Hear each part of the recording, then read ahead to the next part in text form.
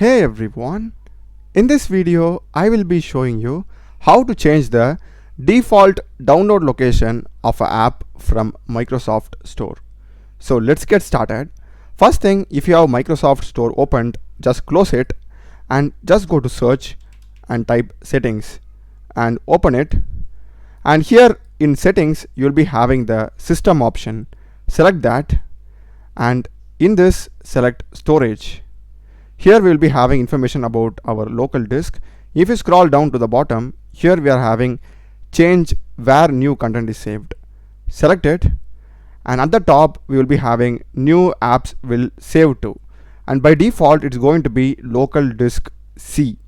And in case if you want to change it to any other disk, for example I don't have a lot of space in my C drive, so I will just select my E drive.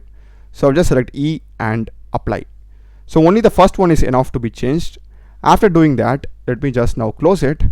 And now if I go and open Microsoft Store and let me search for an app, let me go with Spotify. I will just install it. We will be having these 3 new folders because we just changed the location.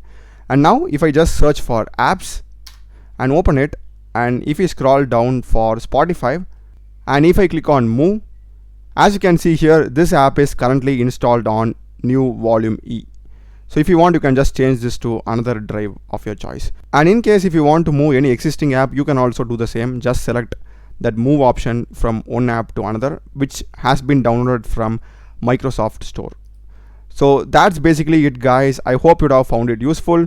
Do check the playlist of my channel. I run a lot of videos in programming and AI tools. Subscribe me. Thanks for watching.